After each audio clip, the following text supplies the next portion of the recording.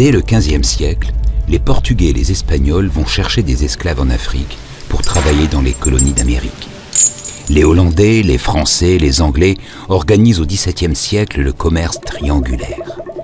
Les bateaux négriers quittent l'Europe, chargés de marchandises à échanger contre les esclaves africains, puis traversent l'Atlantique, transportant leur triste cargaison appelée le bois d'ébène, pour s'en revenir en Europe pourvus de tabac, de sucre, de café et de chocolat. En 1720, le négrier sur lequel est embarqué Bartolomé Roberts est capturé par les pirates. Non seulement Bartolomé rejoint les pirates, mais il devint leur capitaine. À partir du moment où j'ai trempé les mains dans l'eau sale de la piraterie, je préfère être commandant que simple matelot. Il a dit quoi? Qui préfère être à sa place qu'à la tienne. Je vous mènerai au combat et nous serons riches.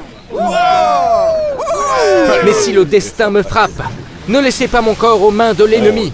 Jetez-le à la mer. Hurrah!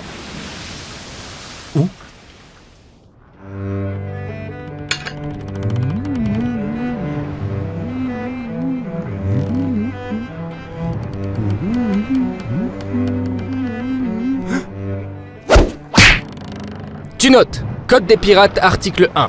Les musiciens auront le droit de se reposer le jour du Seigneur.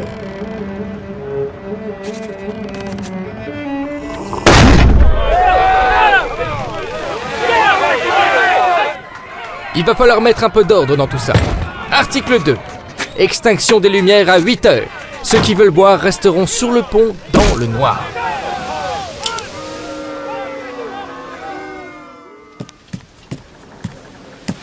Article 3.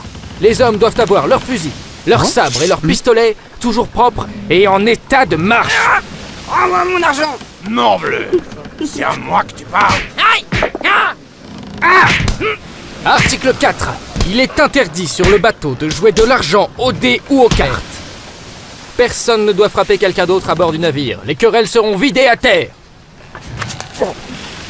Terre en vue! Baie de Bahia, capitaine! Navire en vue! Quel pavillon? Portugais! Pavillon portugais, mon capitaine! Combien de navires? Une quarantaine, capitaine! Tous en train d'appareiller! Cherche le navire le plus chargé. On fait quoi là? On attaque! 40 navires? Alors, le plus lourd, le plus gros! Où est-il? À bâbord, capitaine! Timonier, contourne la flotte comme un honnête marchand rentrant au port. Canonnier, à mon commandement, feu! Feu! À l'abordage! Article 5. Quiconque déserterait le navire ou son poste d'équipage pendant un combat serait puni de mort ou abandonné sur une île déserte. Article 6. 2 parts pour le capitaine et le quartier-maître. 1 part et demie pour le canonnier et le maître d'équipage. 1 part et quart pour les autres officiers. Et les flibustiers, 1 part chacun. Oh, capitaine, par là, c'est pas mal non plus. Article 7. Chaque pirate pourra donner sa voix dans les affaires d'importance et se servir des provisions et des liqueurs fortes nouvellement prises. La santé du capitaine! Durant 2 ans, du Brésil aux Antilles, de l'Atlantique Nord aux côtes de l'Afrique, Roberts capture et pille près de 400 navires. Il se croit invincible. Mais en février 1722, Bartolomé est piégé. Ainsi, Bartolomé Roberts repose comme il le souhaitait au fond de la mer.